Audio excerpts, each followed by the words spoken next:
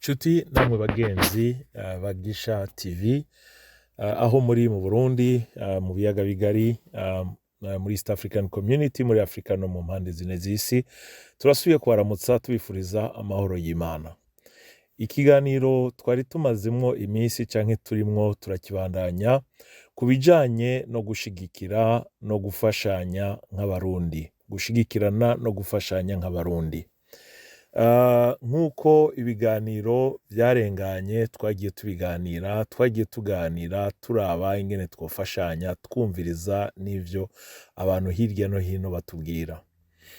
Uyu munsi hari abantu bashoboye kunyandikira bariko baravuga kubijanye n'ico gikorwa nyene canke n'uwo muco mwiza wo gushigikirana nk'abarundi canke nk'abantu canke nk'abana b'Imana.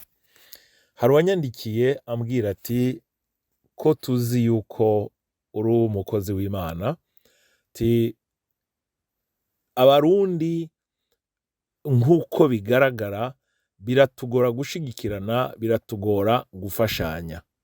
Ati mugabo ico nagomba kubabwira nuko no mu kintu citwa yuko gikomeye arico citwa ishengero canke umurimo w'Imana, mwebwe abakozi b'Imana, abapasitori canke abitwe ko bakorera Imana muri rusangi, mwebwe ubwanyu ntimushigikirana. None ko mwebwe nk'abantu b'Imana ari mwe mwategerezwa kwereka abandi akarorero, nimba mwebwe mudashigikirana.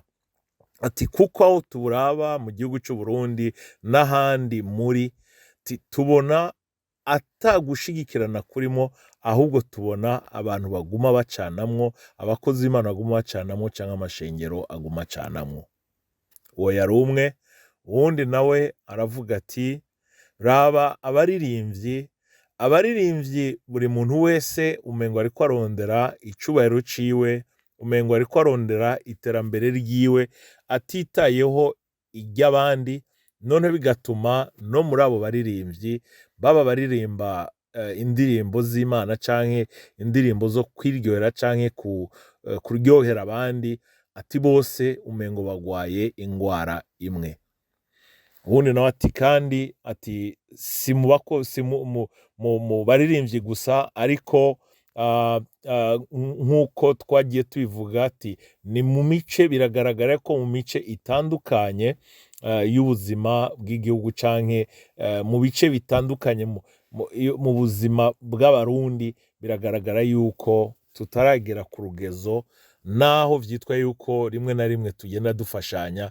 Ati muga biragaragara yuko tugereranije n'ibindi bihugu vyinshi canke turavye nk'ingene abatanzania bakorana bashigikirana, ati kandi nabone barafise ibibatandukanya, hari igihe bacanamwo. Ati mugabo ugiye kuraba ingene bakora, urabona yuko ibintu vyabo babishira imbere.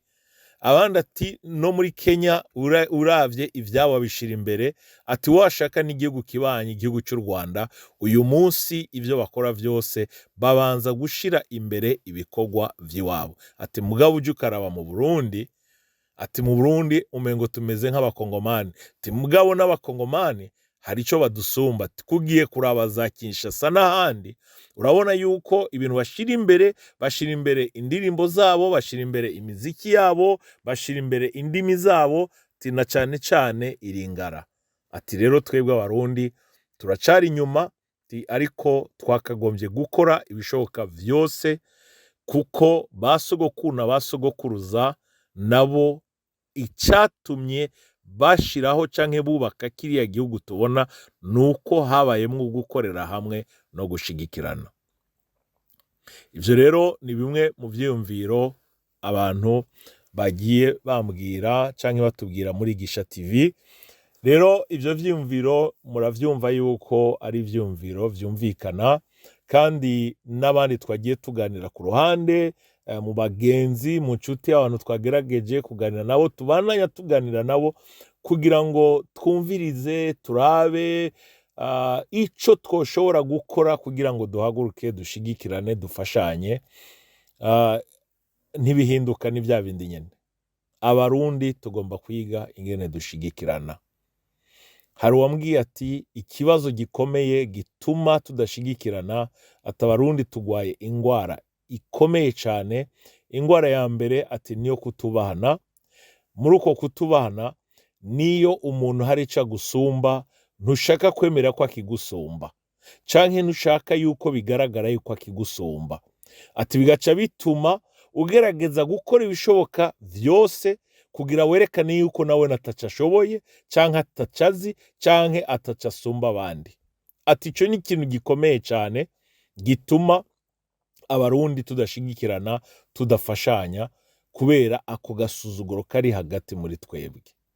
Uwundi twaganiriye nawe aravuga ikindi kintu gikomeye, ati ikindi kintu gikomeye, ati abarundi ntidukunda kwigiranako, ati aho uraba mwene so mwene wanyu w'umurundi hari icazi kugira ngo umwegere umusabe akwereka ico kintu ingene yagikoze canke ingene yagishikiriye, kugira ngo nawe urabe yuko wogishikira canke wogikora.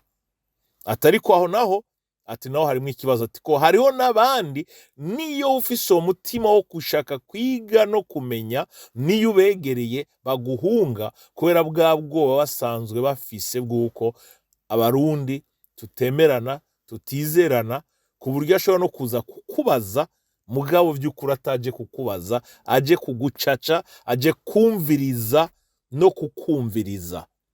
Rero ivyo biri mu bintu twagiye tuganira, kandi n'ubu tubandanya tuganira. Ni vyinshi twagiye tuganira n'abantu benshi, kandi abagenzi benshi twagiye tuganira, tugenda tuganiriza kuri ivyo bari hafi cyane ko nibo twahereyeko, kuko mu minsi iri imbere tuzotangura none no kuganiriza n'abari kure kugira ngo twumvirize ico bavyimvira ko ico babivuga ko.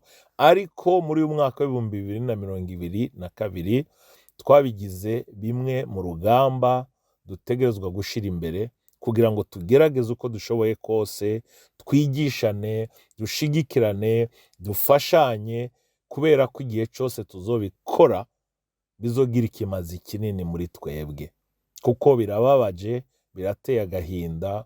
Uravye aho twari tugeze mu bintu vyinshi, mu nkino mu nkino z'amaguru, mu nkino z'amaboko, basket volley, uravye mu abaririmbyi wacu barabaririmbyi rurangiranwa.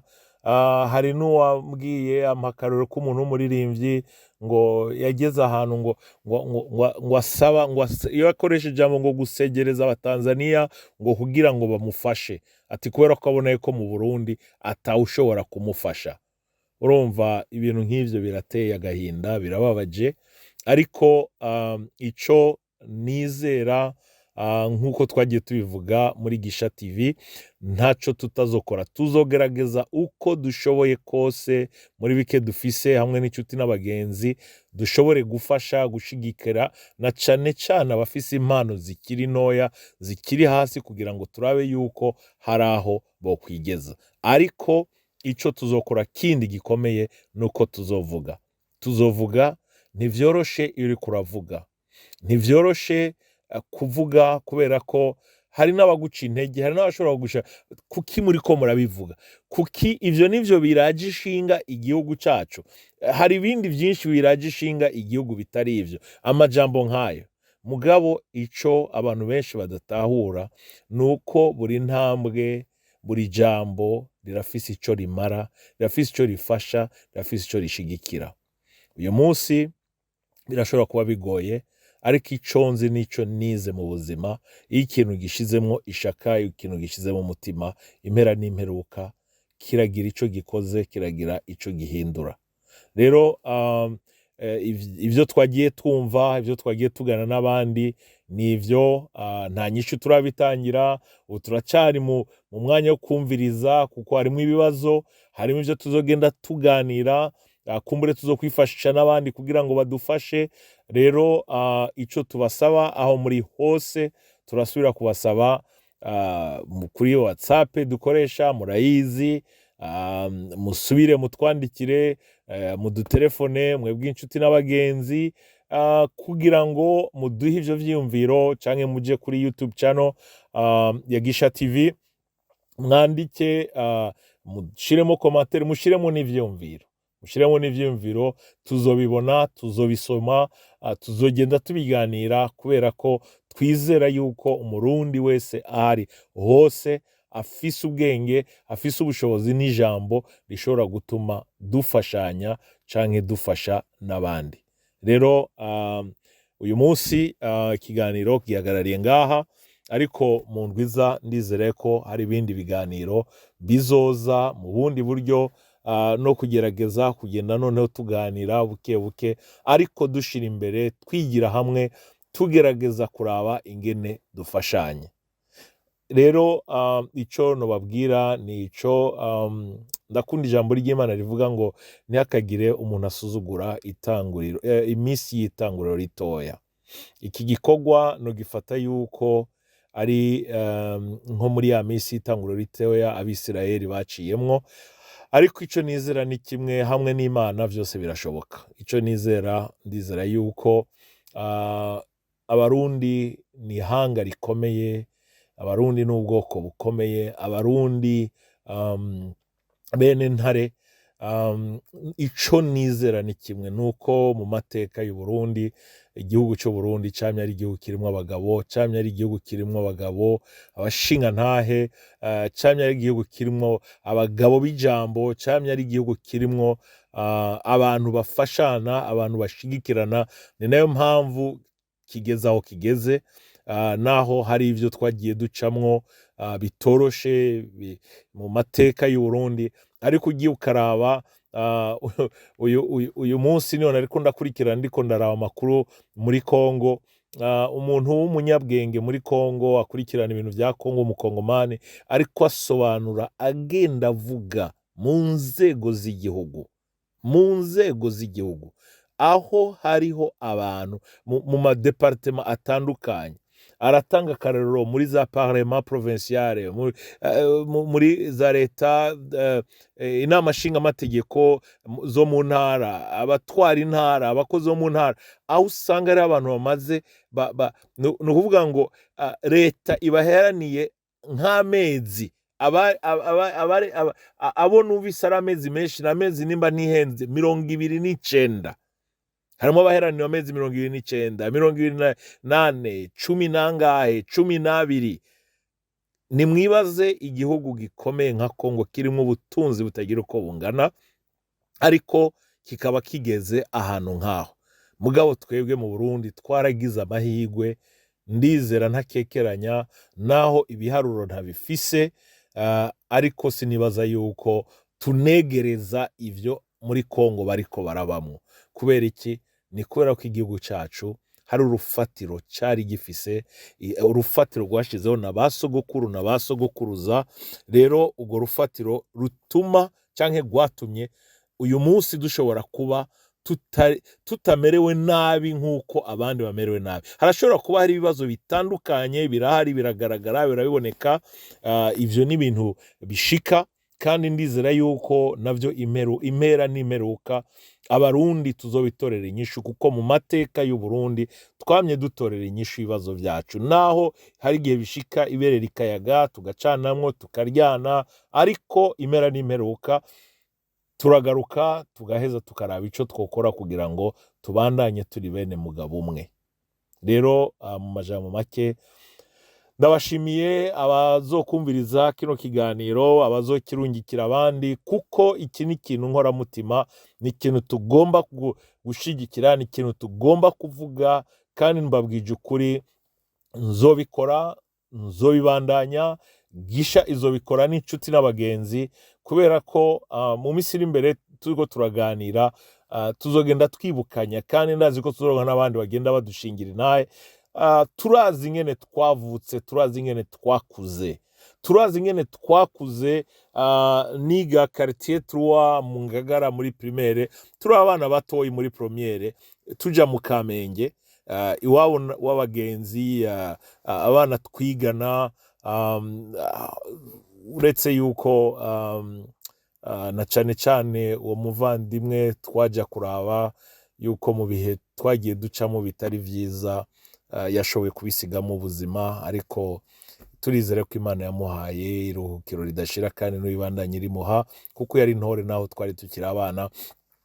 Turetse n'ivyo, ndibuka turi kuri bassin, tuva kuri bassin tukaja muri za Kinama, sinzopfa naravyibagiye, turi abana batoyi tugiye kuraba umuvandimwe twigana Kigage Selemani, ahari hose Imana imuhe umugisha kandi mugire neza n'umuryango wiwe.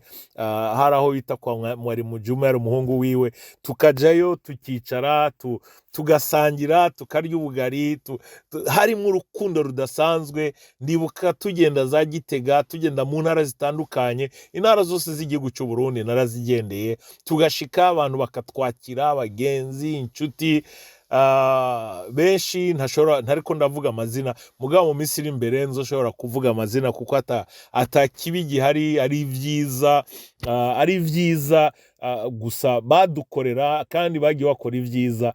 Urya mutima twari dufise kiriya gihe, uyu munsi nawe ndiko ndabona ndabivuga, nivyo narabisubiyemo, ndavuga nti ntawovuga ngo muri rusange Abarundi ntaco tumariranye, ntaco dufashanya. Nukuri turabikora, ariko level, niveau, urwego dushitsa ko turiko turashigikira, turiko turafashanya ni rutoya cane tugeranije n'ibihugu bibanyi. Natanze akarero muri Tanzania, muri Kenya, mu Rwanda, mu Bugande, turi hasi. Rero nico gituma ubunye tugomba kugira izo ngamba, tugahaguruka, tugasubira inyuma, back, tukaraba muri kahise, dusunika amapine hamwe, groove, tukinira hamwe football, basket n'ibindi. Umutima twari dufitanye wo gushigikira no gukundana, wo gusangira. So rero majambo makeya, reka ngeze ngaha ikiganiro uyu munsi, ariko urugendo racari rurerure, ariko hamwe n'Imana uko nabivuze ndazi yuko hari vyinshi tuzoshikako nk'Abarundi. Ahasigaye Imana ibaho umugisha kandi iho umugisha igihugu cacu. Murakoze.